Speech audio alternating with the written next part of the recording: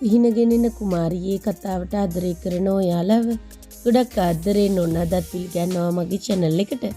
මම අද ඔයාලත් එක්ක කතා කරන්න හිතුවේ ටානියා හින්දා සත්සරණිගේ සීමාව පනින හේතුව. ඉතින් වීඩියෝකට යන්න කලින් මම ඔයාලගෙන් පුංචි ඉල්ලීමක් කරනවා.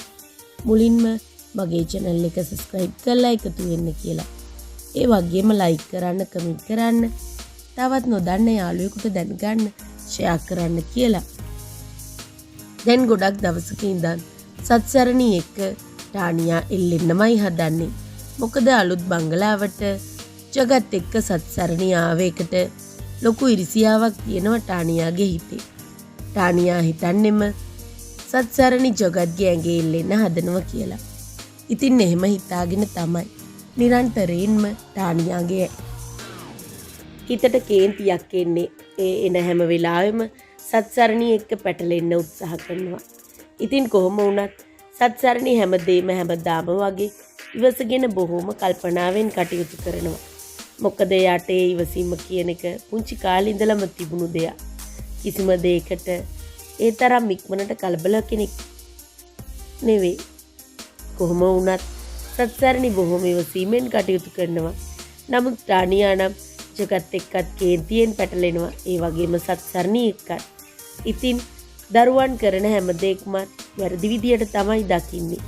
ඉතින් දැන් නම් චාල්ස්ගේ හිතේ ටානියා ගැන ඒ තරම් හොඳ පැහැදීමක් නැහැ කියලා පහුගිය දවස්වල කොටස් වලින් තේරුම් ගියා. කොහොම වුණත් ටානියා මේ ගේම් එක අතහැරලා නැහැ.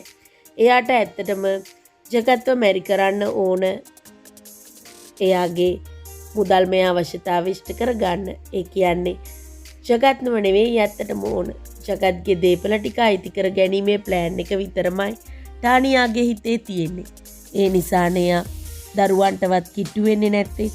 ජගත්ටත් ආදරෙන් කිට්ටු වෙන්න උත්සාහ කරන්නේ නැහැ. ඒ නිසා තමයි ඇත්තටම හැමදාම වගේ ටානියාට ප්‍රශ්න ඇති වෙන්නේ. ඉතින් ටානියාගේ අරමුණු වෙනුවෙන් හැමදාම වගේ කටයුතු කරත් එයාට ආදරෙන් මේ අයට එකතු වෙන්න ඕන කියන එක ඒ හැඟීම ඇත්තේම නැහැ. ඒ නිසා තමයි එයා හැම තැනකදීම පරාද වෙන්නේ. ඉතින් කොහොම වුණත් ටානියා සත්සරණි එක්ක පැටලෙනවා ජගත්ගේ ඔෆිස් රූම් එකට ගිහින් එද්දි. ඉතින් හැම වෙලාවෙම වගේ ඒ ඔෆිස් එකට රිංගගෙන ඉන්න එපා කියලා අනිවාර්යෙන් කියනවා. ඒ වගේම ජගත් එක්ක ගනුදෙනුවක් තියාගන්න එපා. ජගත්ගේ ඔෆිස් එකේ ඇත්තටම ඔයාට ඇති වැඩක් නැහැ. තරමට ඉදිමෙන්න කියලා කියද්දි තමයි ඇත්තටම සත්සරණිට ගොඩක්ම කේන්ති යන්නේ. එයාට සීමාව පනිනවා. එවලේදී නම් ජගත් ඉන්න බවවත් හිතන්නෙම නැතුව සත්සරණි ටානියාට කියන්න ඕන දේ මූණටම කියනවා. මැඩම්ට මේ දේ මේ විදියට සිද්ධ වෙන්නේ නැහැ. ජගත් සර්ටත් දරුවන්ට නම් ආදරෙන් සැලකුවා නම් මොකද එහෙම කරොත් විතරයි මේ දේ දිනා ගන්න පුළුවන් කියලා ඒක අවබෝධ කරගන්න කියලා තේරුම් කරලා දෙනවා. ඉතින් මේ වෙලාවේ ටානියත් එක්ක ආපහු පැටලුණත් දෙන්නම කියව ගත්තත් ජගත් නිහඬව බලාගෙන ඉන්නවා. ඉතින් ඔයාලට සුබම සුබ දවසක්.